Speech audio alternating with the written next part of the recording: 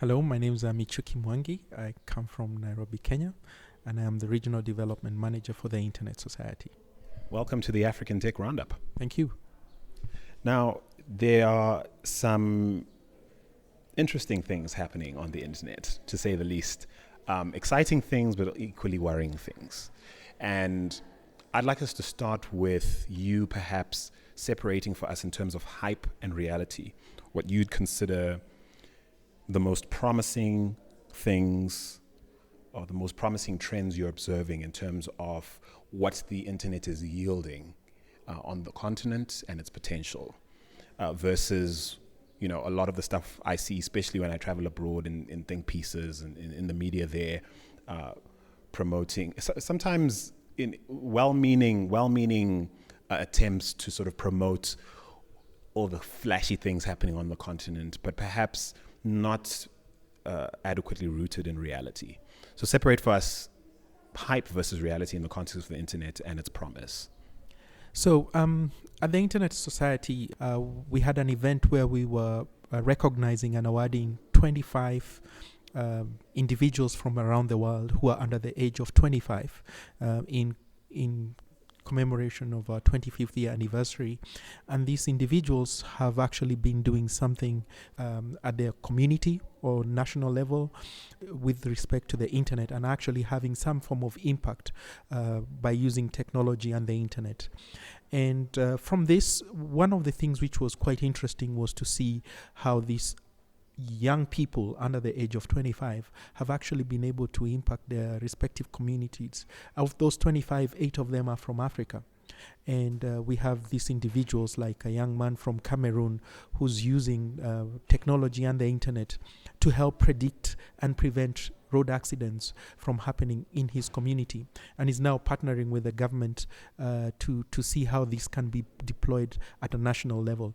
If you think about it, accidents, road accidents, motorized accidents do constitute a large percentage of the deaths that take place, or in Africa. In Kenya, for instance, it's over 3,000 people die a year from road accidents. So imagine someone under the age of 25 is actually in a position to come up with a solution that can help mitigate the number of accidents and deaths that occur on our roads. So to me, this is really important for us to understand this from a bigger point of view. The internet uptake and penetration in Africa is slightly over 20%, which means majority of the people in Africa don't have access to the internet or are trying to get access to the internet.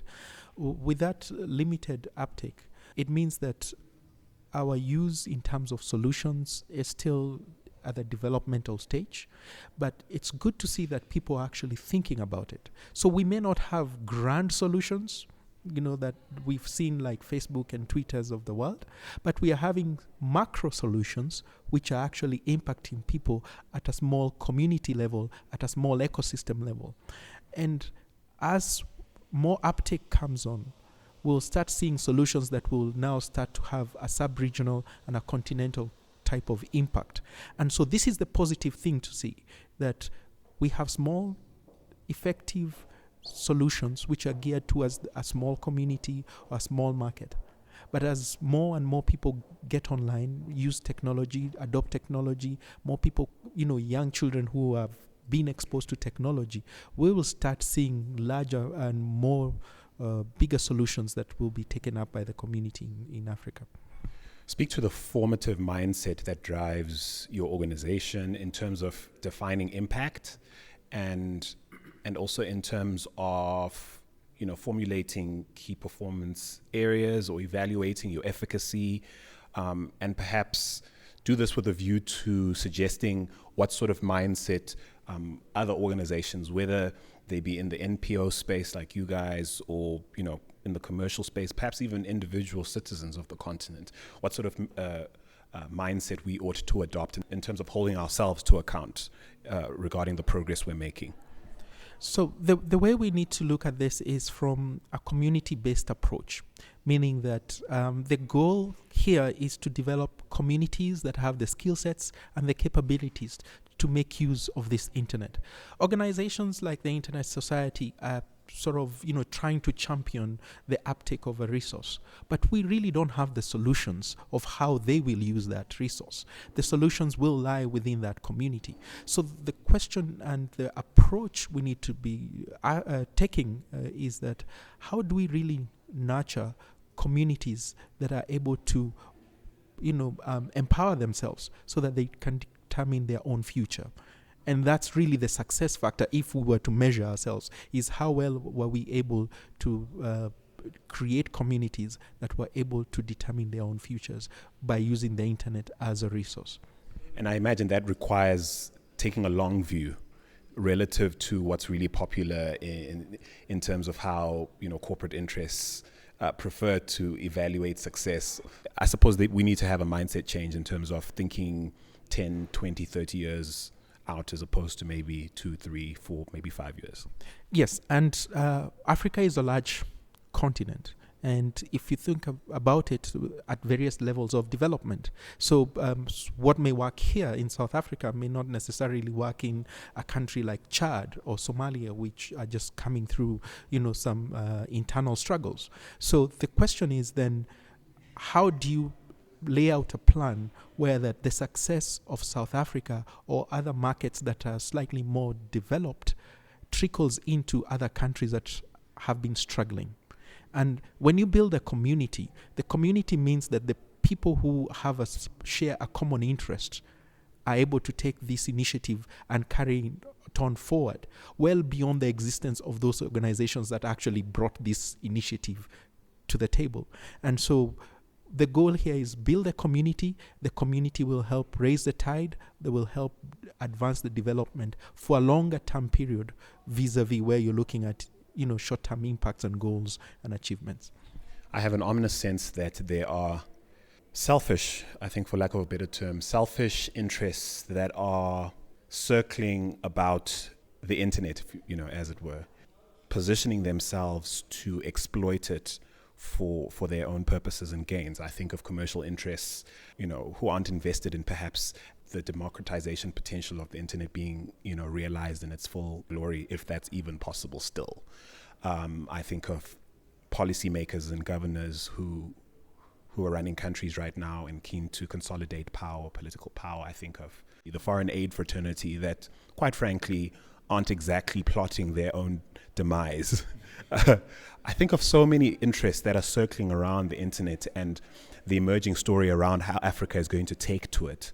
And I feel like the internet as this beautiful ideal, as this beautiful imaginary, is under threat, if not already dead. What do you make of that assertion? So the important points and factors to bear into mind in every aspect of the internet is that it was founded based on key principles. And these principles are open, transparent, and interoperability. So given those fundamental principles, if we don't uphold them, if we end up being locked into one particular walled garden, if we could say, by one particular vendor, for instance. One big blue room. Yes. What happens? If everybody who cannot afford that vendor, what happens? Everybody who is outside that wall, what happens? We start segregating and separating uptake of what the internet is. And it ceases being what it is, which is a universally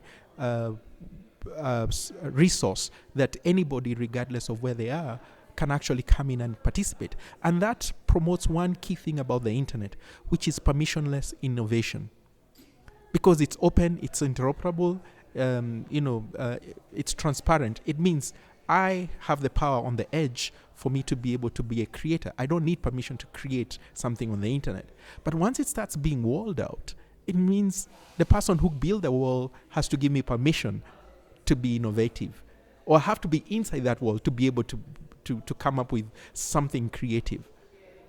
And that's where we will lose the actual full potential of the internet by letting these other forces take control. So the goal is to uphold and protect these founding principles of the internet, which allow for permissionless innovation.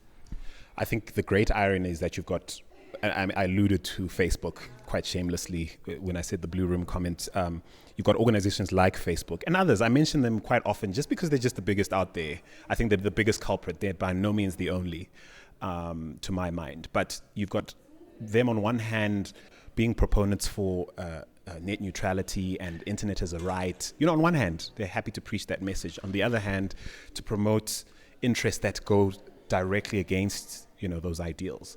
I have a thesis that I'd like to close with as a final question. I want to propose to you and then just get your sense on it. Having attended a recent conference, a media conference, a pretty prominent individual from the human rights NPO fraternity spoke and gave the impression that the only people who could be trusted in today's day and age are his organization, he himself, of course. He referenced Julian Assange, the New York Times, everyone else. Everyone else has lost the plot, questionable integrity, everyone else but him. He'll argue perhaps that that's not what he meant in his statements, etc. Fair enough. Eric Mugendi, your countryman, editor at Pesachek, was on the show some weeks ago, just prior to the election, discussing the impact of fake news on the election. Perhaps it's an ongoing conversation given how you have another one coming. So, but in the context of where the internet is this as a knife that cuts both ways in terms of good and bad, it looks like the world is looking to appoint arbiters and is keenly appointing Silicon Valley tech firms, certain governments, certain key individuals, certain whistleblowers, certain NPOs, perhaps even organizations like yours to speak on our behalf.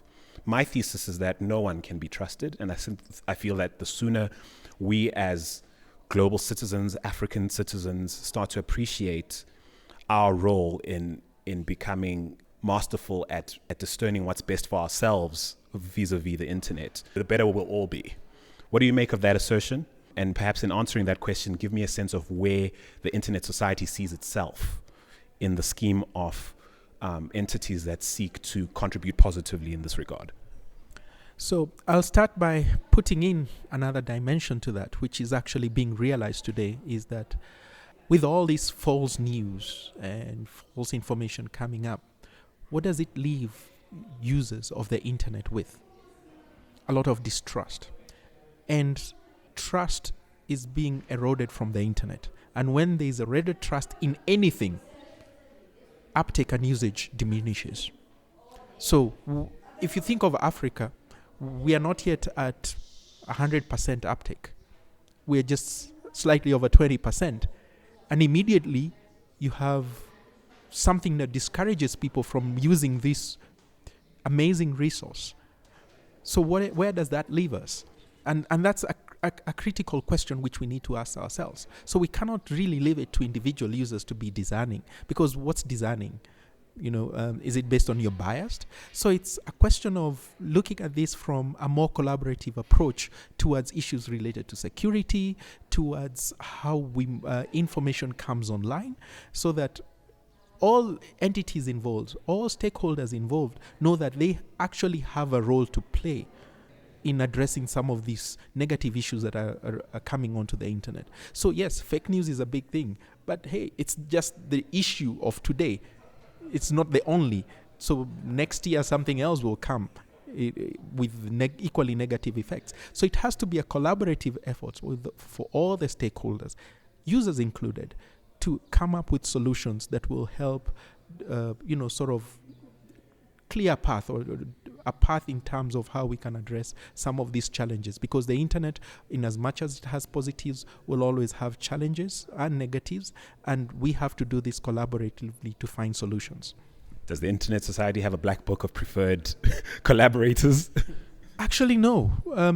Collaborators are all the stakeholders. So, we know Facebook, for instance, is doing something, and we welcome that because, trying to get rid of false news on their platform is a responsibility for them, because it discredits their platform. So them taking a leadership role in trying to make sure that only credible information gets on there is important, because it builds on trust, and everybody else has a role to play, not only internet organizations but all the other stakeholders that have a stake on that resource. Wow, it's been an absolute pleasure chatting. Thank you so much for your time. And thank you for having me.